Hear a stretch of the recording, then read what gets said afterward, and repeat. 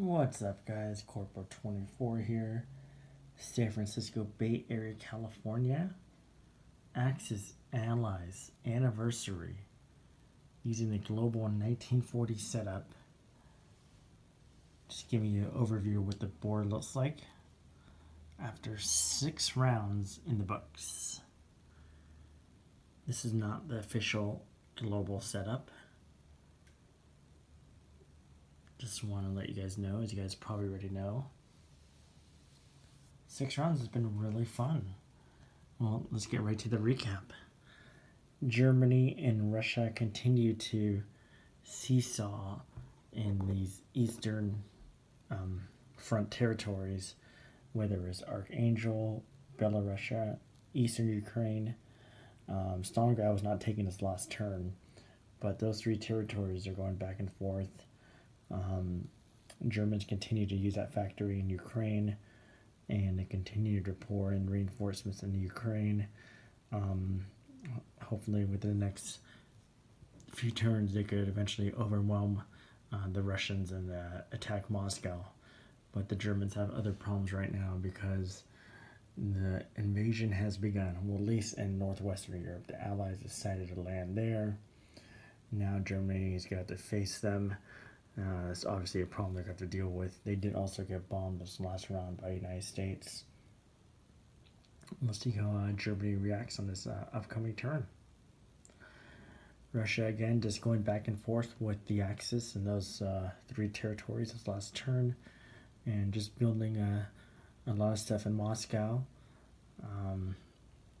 They have moved into some territories in China to help the Chinese, but we'll see how long that lasts. The Japanese are now entering Russian territories in Siberia, and it looks like they're going to be putting in more pressure now on the Chinese and Russians from French Indochina, Shanghai, and Manchuria, and also they have this huge air force that could reach most of those territories in China. Japanese also moved some equipment into Persia. The goals for the Japanese is to unite with the main Italian and German army in Stalingrad. That could be in a turn or 2 or even more. We'll see. But they're not going to have to chase this American fleet, which went south off the coast of Australia. The Japanese will most likely head to the Philippines this upcoming turn. Australia decided to build a cruiser and a destroyer this last turn, or excuse me, a transport destroyer. Now that Japan is up there, they figure they would get transport and maybe sneak into one of these islands. India has fallen, as we know.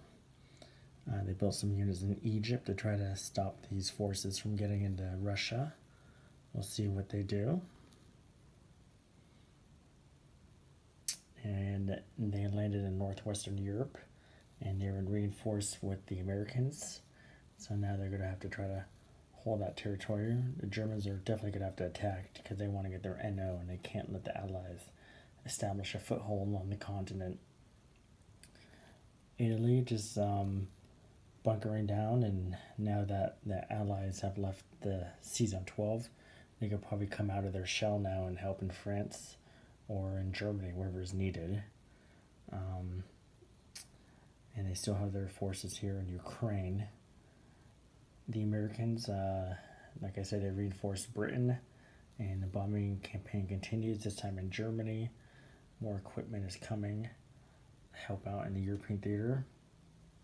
And in the Pacific, they have their fleet off Australia, just kind of protecting the smaller British Navy. Got a few subs coming in. Japan's is very strong, as you can see, so I think they're going more Europe right now. China is expanding a little. Probably won't last very long, like I said, because the Japanese are going to start moving some numbers into Chinese territories, probably within the next round or 2. Okay, getting ready to start round 7, hopefully soon. All right, guys, deuces.